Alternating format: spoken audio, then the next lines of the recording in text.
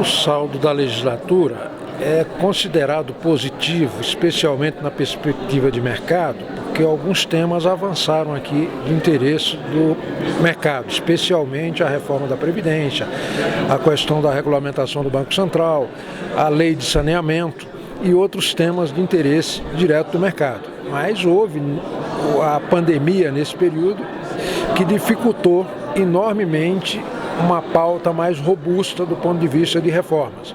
E teve o fato de que o governo era absolutamente descoordenado. O que saiu aqui do parlamento foi resultado do pulso firme dos presidentes das casas, especialmente do presidente da Câmara, né? Rodrigo Maia no primeiro momento e depois o atual presidente Arthur Lira. Perfeito.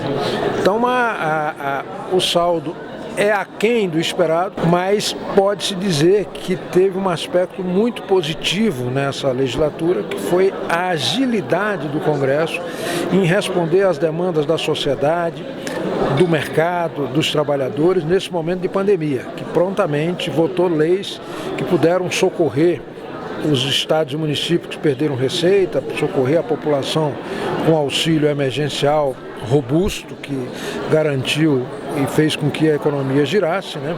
E também rapidamente conseguiu alocar recursos para viabilizar a compra de vacina, a despeito da postura refratária do governo Bolsonaro.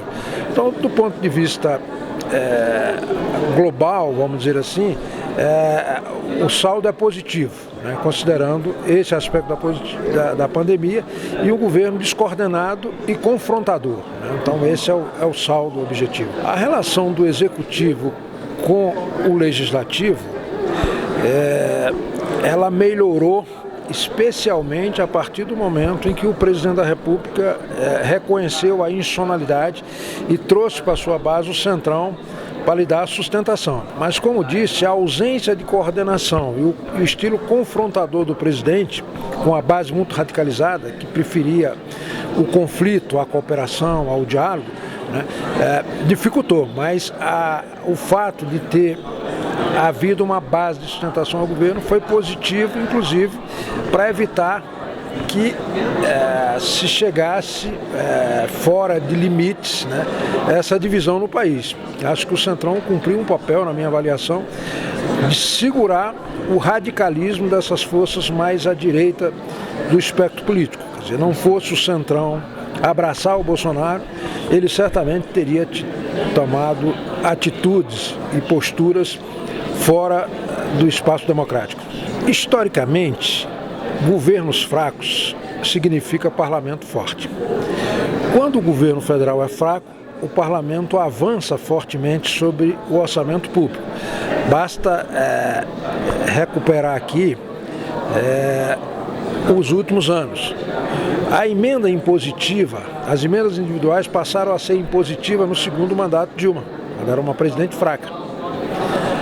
A emenda coletiva passou a ser impositiva no Temer e foi criada a emenda de relator, né, a RP9, conhecido como orçamento secreto, no governo Bolsonaro.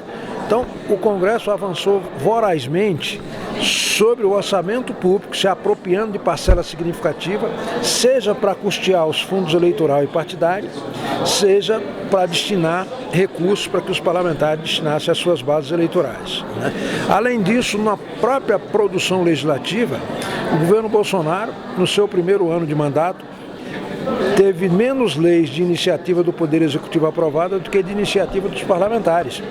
E isso é raro na história republicana brasileira. De 1940, desde 1945, né, não havia nenhum ano em que o presidente da República tivesse aprovado menos leis de sua iniciativa do que o próprio Congresso.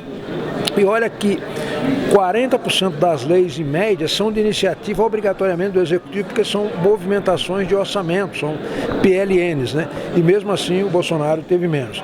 Então, esse ambiente de descoordenação do governo levou a que o Congresso crescesse do ponto de vista de influência sobre as políticas públicas de um modo geral e sobre o orçamento público. Do ponto de vista das perspectivas, vem um novo governo, experiente, legitimado, com coordenação, em que a possibilidade de que o Congresso avance na mesma velocidade que via antes sobre o orçamento, são remotas essas possibilidades. Por quê? Porque, no limite, o Congresso buscará ou terá sucesso, se tiver sucesso, em manter o que já tinha antes. Avançar, não vai avançar, porque se trata de um governo muito legitimado, com capacidade de coordenação e que, portanto, vai ter um diálogo muito consistente, né, com o Congresso e vai, em certa medida, segurar essa veracidade do Congresso sobre o orçamento público.